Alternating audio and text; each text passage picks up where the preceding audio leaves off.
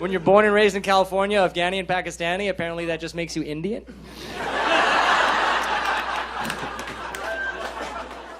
Sometimes you end up in weird conversations you didn't see coming. Things were totally normal at this cafe. I was chatting with this guy, and then he was like, yeah, I could barely even tell your accent.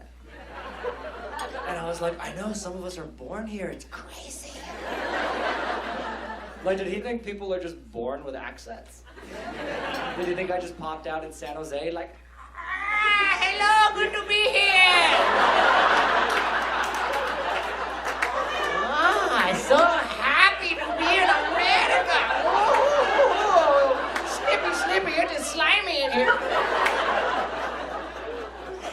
And I was flying the day that the travel ban got signed. And it was interesting because like different things were happening at different airports. It wasn't clear what the law was going to be by the time my plane took off. And whatever you think, we should all be able to agree the president is kind of an eccentric man. So part of me thought I might land and Trump might be there personally. With some new thorough vetting process. Like, okay, we have a new process, it's very thorough. You put your right foot in, you take your right foot out. You put your left foot in, you take your left foot out. The hokey pokey's what it's all about. Everybody knows it, a lot of people are talking about it. You accept too many things. Like, a lot of laws make no sense. Driving laws, so many of them ridiculous. Yesterday I was late driving to this meeting. I was eating a bowl of cereal while driving. You ever done this before? Just like, shit, oh, I never was do it. Pull up at a red light, voice pulls up next to me, goes, what are you doing down there? Because I'm doing this. I look over and it's a cop, dude. I was like, I'm screwed, whatever, I deserve the ticket, this is so dangerous, right? I lift up the bowl of cereal. Swear to God, the cop goes, oh, for a second I thought you were texting, and he just drove off. But this will leave you with a good idea of what I'm about, and something who I am. It's called East, Brown, and Down. I'm just like you, there's no big fuss. My beard's hipster and not Hamas. If I was gonna activate a shoe bomb, I wouldn't have put these Pradas on.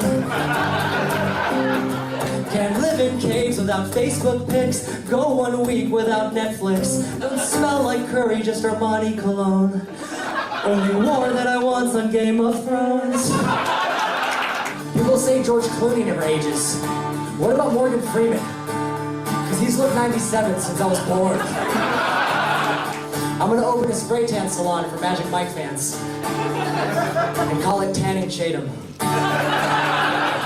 Identity is a weird thing when you're a first-generation American, because you start to realize it's not like fully up to you. Because in my head I'll be like, oh, I'm just American as hell, you know? Like sooner or later someone's gonna ask you, where are you from? And I'm like, oh, I'm from California. And they go, no. Where are you from?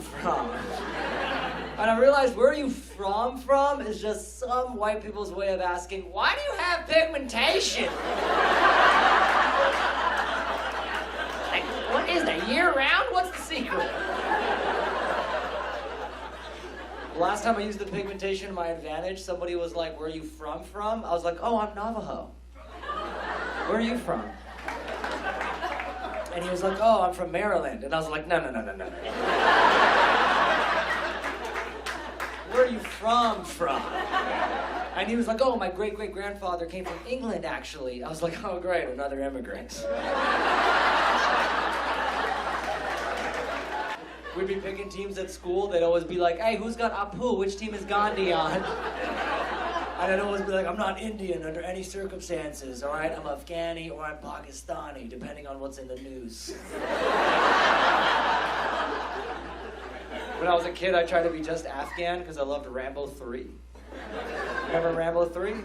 That's where Stallone in America teamed up with the Afghans to fight the Russians. So I was always like, I'm just Afghan like in Rambo, what up? Then one day they found Al-Qaeda in Afghanistan. I was like, I'm just Pakistani. Then one day they found Osama bin Laden in Pakistan. I was like, son of a bitch! Did I mention I'm mostly Indian?